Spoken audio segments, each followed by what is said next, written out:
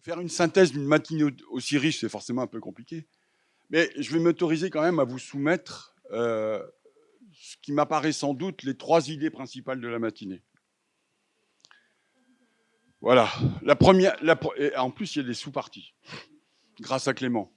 La première idée, je pense que vous l'avez entendu, même si c'était implicite à travers plusieurs contributions, construire une société inclusive repose sur une école inclusive.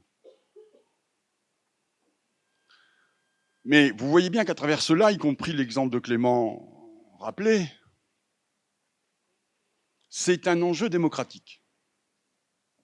Il faut bien que nous soyons conscients que tout ce qui a été dit ce matin, finalement, au-delà de la technicité des propos et au-delà des témoignages, ce qui fait socle, ce qui fait union, c'est bien de la manière dont nous vivons ensemble, que nous reconnaissons la différence et que nous constituons nation. Et en cela, construire une école inclusive, c'est un fondamental, si je peux dire, de la société inclusive, par conséquent, l'enjeu démocratique. Et vous comprenez bien que lorsque j'utilise le terme inclusif, je ne me limite pas aux personnes à besoins particuliers. Il y a des efforts d'inclusion, dès l'instant où on n'est pas comparable, qu'on n'est pas cloné. Homme-femme, égalité homme-femme, ça en fait partie.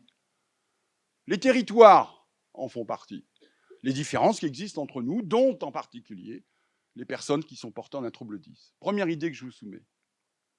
Il y a un enjeu démocratique. Deuxième élément. Pour construire cette école inclusive, il me semble que ont été présentés à la fois un changement conceptuel, ou en tout cas une proposition conceptuelle. Celle de se dire aujourd'hui qu'il ne s'agit plus seulement de raisonner en termes de handicap, mais de raisonner en termes de droit. Et raisonner en termes de droit, c'est en particulier conjuguer 2 idées assez simples, l'accès aux droits et l'exercice des droits, afin de permettre aux personnes d'être reconnues. C'est un changement de paradigme, y compris sans doute pour bon nombre d'entre nous qui ont été baignés par cette idée d'handicap. Il s'agit de passer à autre chose, si je puis dire. Autre chose et autrement. C'est le droit de chacun. Droit d'accès aux droits et droit de l'exercice des droits. La deuxième idée pour construire cette école inclusive, c'était de se dire finalement, nous disposons d'un certain nombre d'outils, parmi les outils, il y a d'ailleurs des textes, qui font bouger l'ingénierie de formation. Et dans l'ingénierie de formation, présentée par Anne, ou ce que j'ai essayé de vous dire rapidement, hein, ça a été de se dire qu'il existe des textes. Alors évidemment, ils sont récents, hein, même s'il ne faut pas sous-estimer qu'antérieurement, les choses existaient aussi, mais il y a une accélération. Hein, je vous renvoie à l'arrêté de 2020 sur la formation initiale des enseignants, bon, mais qui engendre aussi des conséquences sur la formation continue. Donc on a une ingénierie de formation qui se structure, j'oserais presque dire qui se professionnalise, autour de cette problématique de l'école inclusive et autour de cette problématique d'accessibilité universelle. Il faudra du temps au temps, mes amis, génération après génération. Mais comme nous l'a dit fort bien cette jeune fille qui est dans la salle, elle est où? Tu peux te lever? Est-ce que vous pouvez l'applaudir?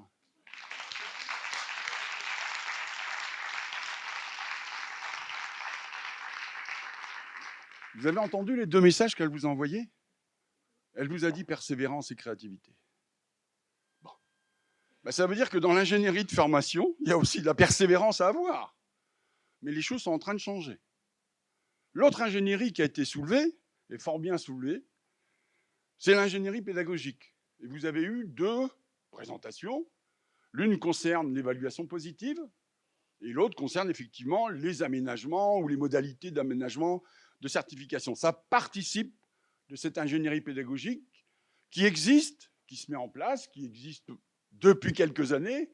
Mais dites-vous une chose simple, mais vous le dites tous les jours en prenant le café le matin. Si elle est capable de le faire, alors moi je suis capable de le faire. Si Clément est capable de traverser le Vendée Globe, alors je suis capable de faire le Vendée Globe. Nous sommes d'accord.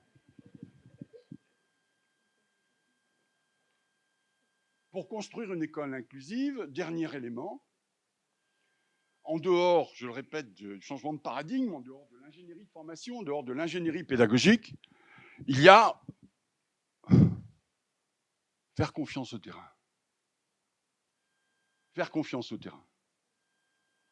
Vous avez vu l'initiative de Centrale Supélec?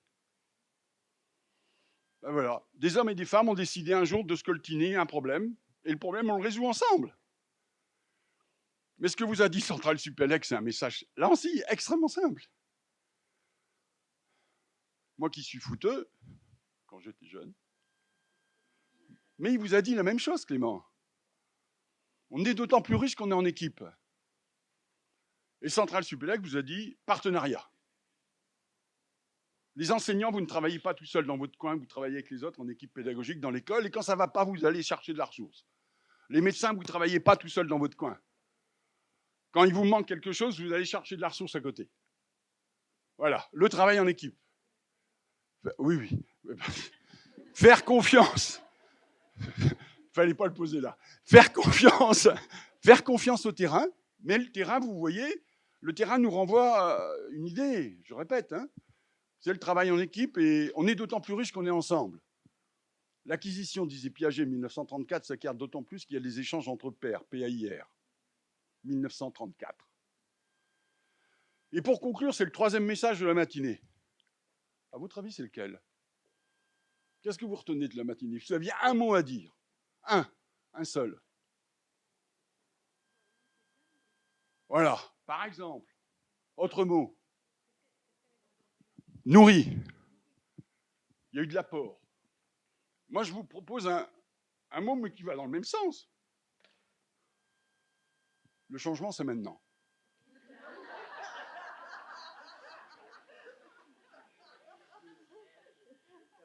Le changement, c'est maintenant. Il y a de l'espoir. Vous avez vu? On change de paradigme. On a des dispositifs d'ingénierie de formation, certes, qui se mettent en place. Il faudra du temps au temps, de la persévérance et de la créativité. Il y a de l'ingénierie de formation. Il y a de la créativité sur le terrain parce que les gens travaillent ensemble. Ça, c'est des signes d'espoir. Je m'adresse aux familles. Ça doit se faire avec vous. Bon courage, bon appétit.